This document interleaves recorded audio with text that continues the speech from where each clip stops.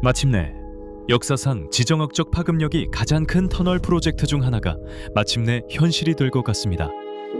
100년이 넘는 세월 동안 남유럽과 북아프리카의 지도자들은 지브롤터 해협을 가로지르는 고정 연결 통로를 건설할 방법을 꿈꿔왔습니다.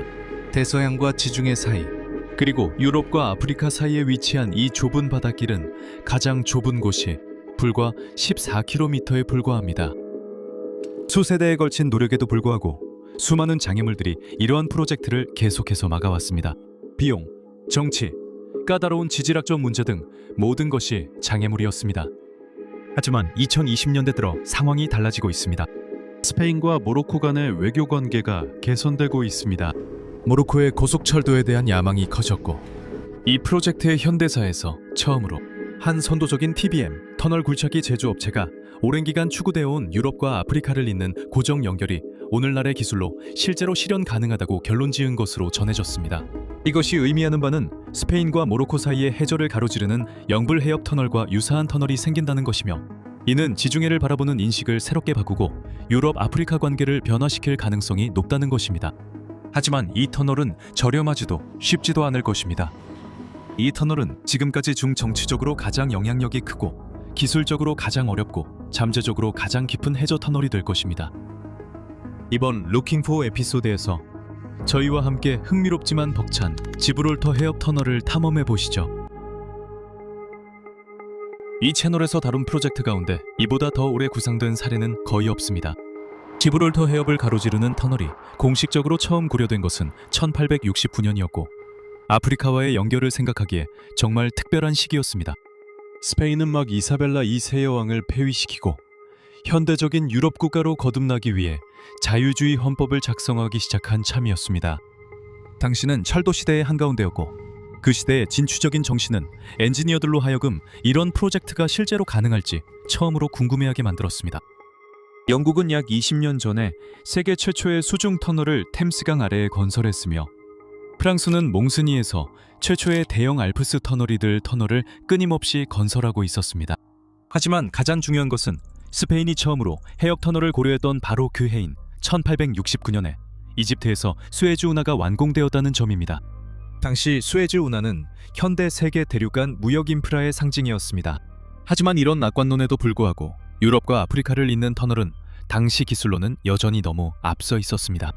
이 계획이 본격 논의된 중요한 순간은 1930년이었습니다.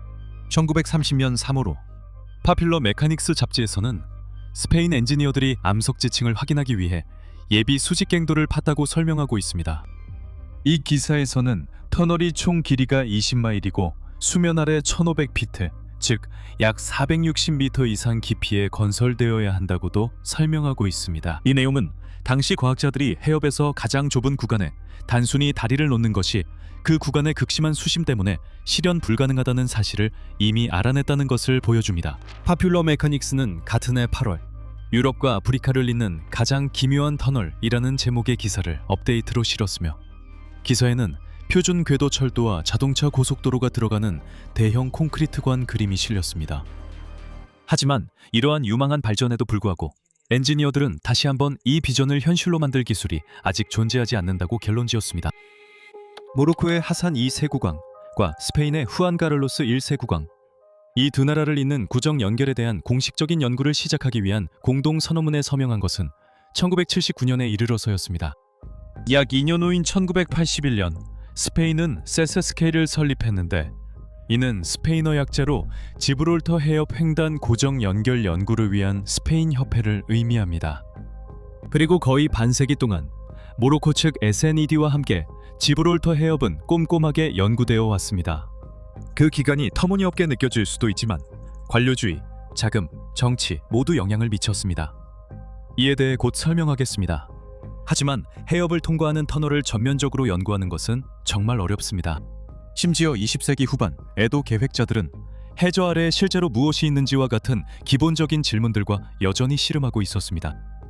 그것만 답하는 것도 깊고 고압의 물, 강한 해류, 지진 위험, 불안정한 지질 등 여러 가지를 조사해야 한다는 뜻이었습니다. 그리고 답을 찾았을 때조차도 해결책은 아직 존재하지 않거나 안전하게 작업을 수행할 수 없는 기술에 계속 의존해야 했습니다. 그렇긴 하지만 지난 45년 동안 무엇이 작동하지 않는지에 대해 집중적으로 알아내는 데 상당한 진전이 있었고, 따라서 소거법을 통해 무엇이 가능할지도 알게 되었습니다. 그들이 발견한 중요한 사실 중 하나는 최단 경로가 항상 최선이 아니라는 점입니다. 실제로 해협에서 가장 좁은 부분은 중앙 심연 근처에 위치해 있으며 그곳의 깊이는 약 900m에 달합니다.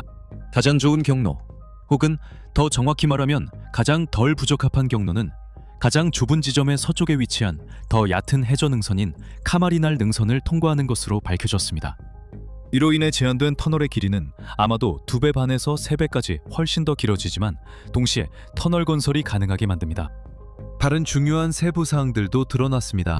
다리 건설도 진지하게 검토되었지만 해협의 복잡한 삼박 통행, 복잡한 지각 및 지질학적 특성, 그리고 최대 5km에 달하는 전례 없는 교각 간 거리 등 다양한 이유로 결국 배제되었습니다.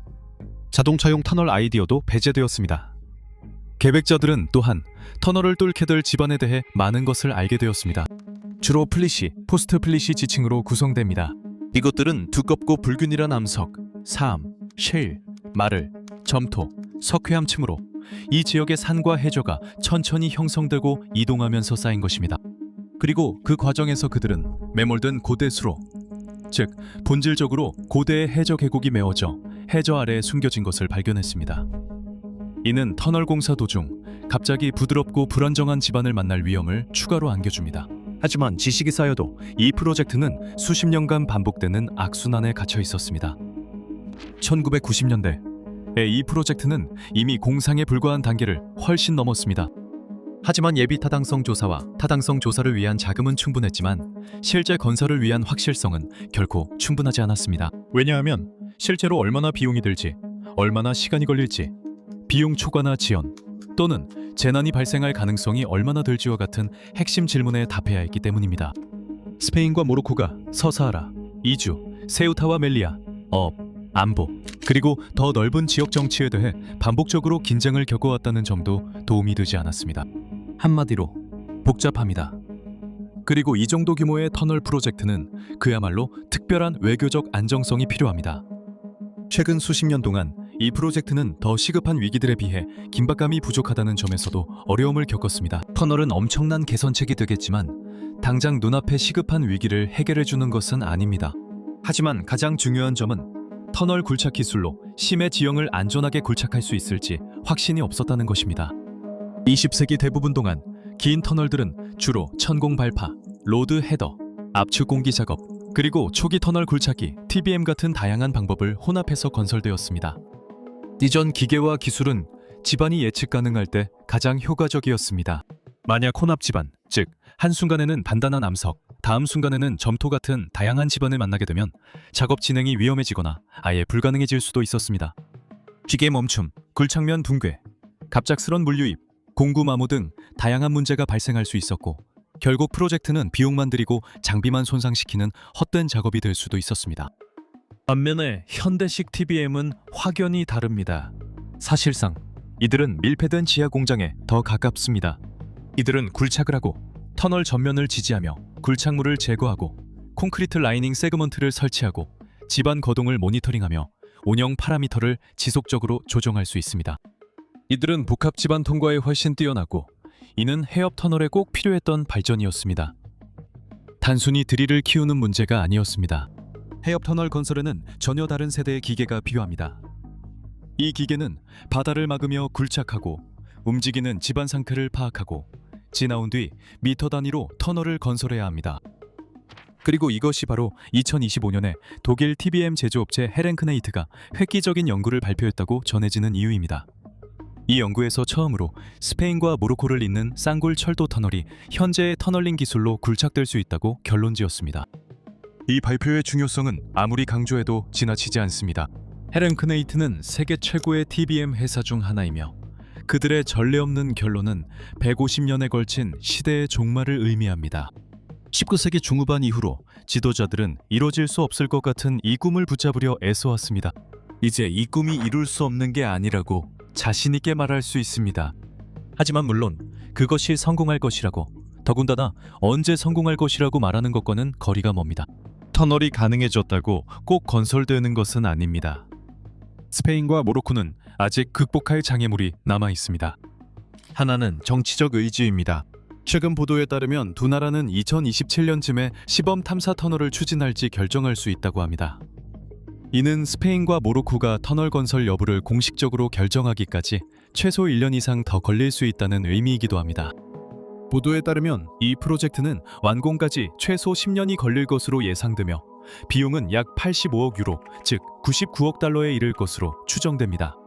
제한된 터널의 물리적 재원에 대해서는 보고마다 다르며 때로는 놀랄 만큼 큰 차이를 보이기도 합니다. 하지만 대부분의 보고는 약 39km 길이의 터널로 그중 거의 28km가 해저 또는 해저 아래를 통과할 것으로 보입니다. 몇몇 보고서에서는 42km 거리도 언급됩니다. 하지만 이는 터미널 간 거리 언급일 가능성이 큽니다. 타마리날 해저턱을 통과하는 선택된 경로로 바다 깊이가 대략 280m에서 300m 정도 되는 구역을 지나갑니다. 터널 자체는 해수면 아래 약 475m의 최대 깊이에 도달하게 됩니다. 이는 대략 서반구에서 가장 높은 건물인 뉴욕시의 센트럴파크 타워의 높이와 비슷하며 영국과 프랑스를 잇는 해저 터널보다 해수면 아래로 6배 이상 더 깊은 것입니다. 터널 내부에 무엇이 들어갈지에 대해서도 몇 가지 예비 답변이 있습니다. 계획에 따르면 각각 내부 지름이 약 7.90m인 두 개의 독립된 단일선로 철도 터널이 만들어질 예정입니다. 지름이 약 6m인 중앙 서비스 및 안전갱도 있을 예정입니다. 이 터널들은 약 340m마다 횡단 통로로 연결될 예정입니다. 하지만 앞서 언급했듯이 가장 어려운 장애물은 아마도 공학이 아니라 정치일 것입니다.